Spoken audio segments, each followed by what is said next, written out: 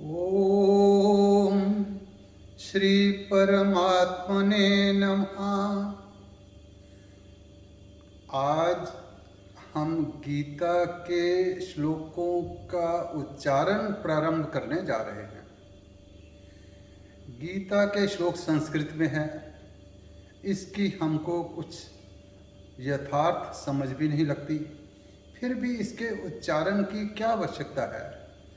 आज तक हजारों नहीं लाखों से भी ज़्यादा लोगों ने गीता के ऊपर प्रवचन, व्याख्या अपने अपने तरह से समझाने का प्रयास करा है। तो फिर अगर चांटिंग ना भी करी जाए, अगर उच्चारण ना भी करा जाए तो क्या हर्ज है। इस संबंध में इस बात पे कि जब हम उच्चारण करते हैं तो हमारी कंसंट्रेशन उधर हो जाती है। हम कहीं बाहर से आए हुए हैं, कंसंट्रेशन उच्चारण पे होती है। उसके बाद अगर प्रवचन भी हो तो हमारी कंसंट्रेशन रहती है। कई बार किसी हॉस्पिटल में भी, जैसे हम वीनू आई हॉस्पिटल में भी जाते हैं, हमारी एज में अक्सर जाना पड़ता ही है, तो वहाँ भी सतत गीता का उच्चारण होता रहता है। जिनको समझ लगती है उनको तो बहुत आनंद आता है, पर बाकी के भी मन को शांति मिलती है। उनकी अपनी शारीरिक पीड़ा की तरफ से ध्यान कुछ कम होता है। खैर, सिर्फ ये बात नहीं है उच्चारण करने की। उच्चारण करने की और बात ये जो हम एक प्रयास कर रहे हैं कि जैसे कोई मैनेजमेंट की क्लास या कम्युनिकेशन की क्लास होती है, उसमें हमने देखा है कि एक किसी को नोट लिख के दे दिया कि जाओ तुम उधर जाकर के हॉस्पिटल में मरीजों की सेवा करो। वो उसको कह दिया कि जो तुम्हें लिख के दिया हुआ है वो दूसरे के कान में बताते जाओ, दूसरा तीसरे में बताता जाए, तीसरा चौथे में बताता जाए। ऐसे अगर 20 ट्रेनी बैठे हुए हैं तो वो जुबानी करते करते 20 ट्रेनी के ऊपर वो बात चले जाएगी। जब अगर 20वें ट्रेनी को अगर कहा जाता है कि बताओ क्या सुना था, तो वो सारा का सारा अक्सर मतलब और ही निकल आता है। जो अस्पताल में जाने का, गरीबों की सेवा करने का, वो कोई कहेगा डॉक्टरों से अच्छे रिलेशन रखने चाहिए, किसी का होगा कि पेशेंट के जो आने वाले लोग हैं, ध्यान करने वाले, उसका ध्यान करना चाहिए। ये एक्सरसाइज करके देखा गया है कि अक्सर मतलब कुछ और का और ही निकल आता है। ऐसे ही अगर हम गीता का ध्यान करें तो हजारों लाखों लोगों ने, संत महात्माओं ने इसके उपदेश को अपनी अपनी तरह से समझाने का प्रयास करा है। ये नहीं, वो बहुत ठीक है, पर फिर भी जब हमारे पास अगर मूल अवेलेबल है, जो भगवान कृष्ण का गाया हुआ संदेश, भगवान कृष्ण के गाए हुए श्लोक जब हमारे सामने हैं, तो क्यों ना हम उनके साथ मैच करके देखें कि हो सकता है जो संत महात्मा ने कहा है उन्होंने ठीक कहा हो, हमारी समझ में गलत आ रहा हो, जहाँ कोई धीरे धीरे कोई ना कोई किसी ने गलत तरीके से भी कर दिया हो इंटरप्रिटेशन। क्योंकि कई मैंने गीता देखी हैं, किस सेक्ट की हैं मैं नहीं कहना चाहता, उसमें 12वां अध्याय भी नहीं उन्होंने रखा होता कि भक्ति का है। किसी में मैंने देखा है 15वां नहीं रखा होता। किसी जगह तो गीता के शुरू में हमने देखा कि उन्होंने सुनाना शुरू कर दिया पे धृतराष्ट्र ने कहा, पर धृतराष्ट्र की पत्नी गंधारी थी, उसकी आंखों में पट्टी बंधी हुई थी। ये पट्टी बंधी हुई ठीक नहीं है, उसको अपने स्वामी का मार्गदर्शन करने के लिए उसको आंखें अपनी खोल के रखनी चाहिए थी। ये है, ये कहीं भी गीता का विषय है ही नहीं, पर करते करते मन भावुक होकर के उधर चले गया। जो गीता ओरिजिनल है, जो 5000 साल पुरानी है, हमारे को अवेलेबल है, वो हमारी वहाँ की रहाँ रह गई। तो हमें इसलिए जो अवेलेबल है, भगवान के मुखारबिंद से निकली हुई, व्यास जी द्वारा रचित की हुई, संजय द्वारा धृतराष्ट्र को बताई हुई, जब वो प्रति अवेलेबल है तो हम उनका लाखों लोगों का सुनते रहें। सुनने के बाद उसको कभी कभी इसके साथ मैच करते रहें कि तब हमें लगेगा कि ये ठीक है, ठीक रास्ते पे हैं। नहीं, वो रास्ता शायद ठीक भी हो सकता है, बट हो सकता है गीता के लिए ना हो। जैसे गीता की गलत इंटरप्रिटेशन का तो ये भी हम समझते हैं कि मन में यही धारणा है कि रिटायरमेंट के बाद पढ़ेंगे, संन्यास लेना पड़ जाता है जो पढ़ता है, बच्चों को पढ़ने नहीं दे रहे। तो ये धारणाएं, या जिस टाइम को डेथ बेड पे है उस टाइम उसको गीता सुनानी चाहिए, ये सारे के सारे इसमें कहीं भी नहीं है गीता में। और भी कई हमने देखा है कि कई कैलेंडरों के ऊपर गीता सार लिखा होता है, तुम क्या लेके आए हो, क्या लेके जाना है, इस तरीके के 15-20 पॉइंट लिखे होते हैं। उनमें से शायद सारे पॉइंट अच्छे होने के बावजूद भी गीता के साथ कोई रेलेवेंस मेरे को उसका लगता ही नहीं है। तो जब चीज़ एक ओरिजिनल हमारे पास है तो उसका अध्ययन क्यों ना करा जाए। हाँ, थोड़ा डिफिकल्ट है, पर इसकी संस्कृत इतनी आसान भी है कि कुछ प्रयास के बाद मनुष्य को समझ लगनी शुरू हो सकती है।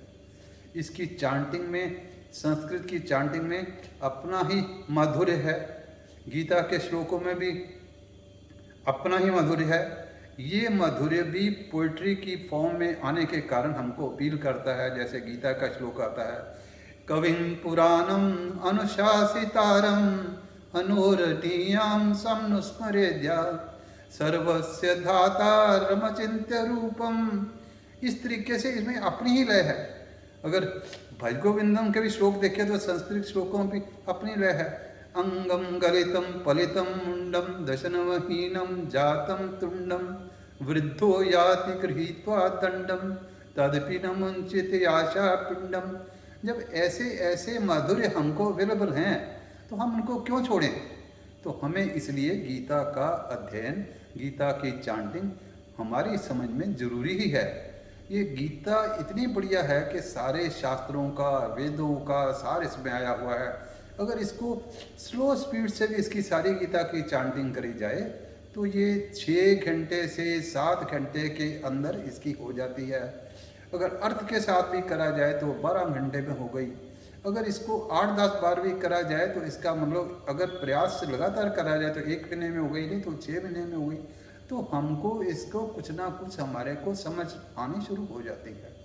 तो इसीलिए जो गीता का जो अध्ययन है, गीता का स्वाध्याय है, गीता का उच्चारण है, ये हमें जब तक हम नहीं करेंगे तो हमें यथार्थ रूप से हमारे भटकने के चांसेस हैं। तो इसीलिए हमने ये सोचा है कि गीता का उच्चारण अध्याय वाइज करा जाए, और हमने ये करने की स्लो स्पीड में, धीमी स्पीड में करने का सोचा है, ताकि जो गीता का व्यूअर हैं, देखने वाले हैं, वो जैसी स्पीड से हम बोलें उसके साथ ये अगर किताब वो रख लेते हैं अपने पास, श्रीमद् भगवद गीता, ये कोड 17 की है, ये गीता प्रेस गोरखपुर की है, इसकी कीमत सिर्फ 60 रुपये है, पर इसमें नीचे संधि छेद के साथ साथ सारे श्लोकों का दिया हुआ है। अगर जैसे YouTube में हमारे की चांटिंग के साथ व्यूअर अगर इस किताब को साथ में खोल के देखेंगे तो वो उस स्पीड को मेंटेन करते हुए इसके साथ उसको कर सकते हैं, और उनकी धीरे धीरे उनकी जो प्रोनाउंसिएशन है वो इम्प्रूव होगी और उनको संस्कृत में पढ़ने का मज़ा आना शुरू होगा। नहीं तो क्या होता है कि जैसे जब तक हमको भी नहीं पता था तो हम अगर पढ़ते हैं श्लोक शुभाशुभ फले रेव, तो हमें क्यों लगता है शुभाशुभ, इसका अर्थात कि शायद शुभ शुभ ही करना है, पर ये नहीं है। शुभ में शुभ और अशुभ सम्मिलित है। तो ये चीज़ों का डिस्टिंक्शन, और गीता का असली पर्पस क्या है। असली पर्पस ये संन्यास लेना नहीं है, असली पर्पस मरे हुए को सुनाना नहीं है, असली पर्पस के यंग पर्पस को सुनाना है, ताकि उसमें एक शक्ति पैदा हो, वो सदा कार्य करता रहे और कार्य जो है सही ढंग से करे, और अपने भगवान को भी याद करता रहे, अपना कर्तव्य भी पूरा करता रहे, और ऐसा करते करते ही भगवान में सम्मिलित हो जाए, परम पद को प्राप्त हो जाए। संसार के अपने सारे फर्ज निभाता हुआ ही, अपना गृहस्थ आश्रम को देखता हुआ ही, वानप्रस्थ आश्रम को देखता हुआ ही वो इस लेवल पे पहुँचे। तो गीता का ये उद्देश्य हमें को स्वामी लोगों के देने के बावजूद भी अपना पीरियोडिकली इस टेस्ट से गुजरना चाहिए। अब हम ये देखते हैं कि हम इसका अध्ययन करेंगे कैसे। एक तो गीता के प्रायः जो श्लोक हैं वो 32 अक्षर के हैं, आधे अक्षर को हम गिन नहीं रहे। पहली लाइन में 16 होते हैं, दूसरी लाइन में फिर 16 होते हैं। तो हम 8 अक्षर के बाद थोड़ा सा पॉज, थोड़ा सा विश्राम देते हैं, उसमें हमारी रिदम भी बनी रहती है। तो जो 8 अक्षर के बाद अगर विश्राम पॉज थोड़ा दे के करेंगे तो उसकी थोड़ी थोड़ी हम प्रैक्टिस करेंगे। कई बार होता है आधा स होता है, वो आधा स हट जाता है, उसकी जगह विसर्गा की आवाज़ आती है। कई जगह म आखिर में होता है, म उधर आ जाता है, म में अ निकल के अगले की तरफ चला जाता है। तो ये जैसा हम प्रयास अगर जैसे जैसे करते रहेंगे तो हमारे को गीता एक तरह का सुलभ और धर्ममय शास्त्र समझने में सहायता मिलेगी। तो अब कुछ श्लोक प्रथम अध्याय के मैं पढ़ता हूँ, फिर अगली बार से तो हम पूरा का पूरा अध्याय ही चांट करेंगे। तो इसमें अगर किसी को कोई कमी लगे या उसकी तरफ से कोई ऐसा हो बताने की चीज़, इसको शायद ऐसे करा जाए, तो वो वेलकम। लोगों को बहुत तरीके से लोगों ने करी है, लोगों का हमारे से बहुत अच्छा ज्ञान है, तो ये ज़रूरी नहीं कि हमारा ठीक हो, पर जहाँ अगर 19-21 हमें इम्प्रूवमेंट हम कर पाएंगे तो we will welcome the suggestions received from the viewers. तो इसीलिए हमारा ये रहेगा प्रयास कि इसको सुन के, इसको लाइक करके, सब्सक्राइब करके और कुछ अपने सजेशन देके, ताकि हम एक दूसरे के पूरक हों, हम व्यूअर और बोलने वाला एक दूसरे के पूरक हों, एक दूसरे के साथ अपना मुकाबला करने वाले ना बने, कि प्रतिस्पर्धा ना हो, हमारा एक दूसरे के पूरक हो। तो अब कुछ प्रैक्टिस के लिए गीता के प्रथम अध्याय के 5 श्लोक का हम उच्चारण करते हैं। तो जैसा हम आगे करेंगे तो वैसा ठीक रहेगा। ओम श्री परमात्मने नमः। श्रीमद्भगवत गीता धृतराष्ट्र उवाच धर्म क्षेत्रे कुरुक्षेत्रे, यहाँ 8 अक्षर हो गए, पास रहना है।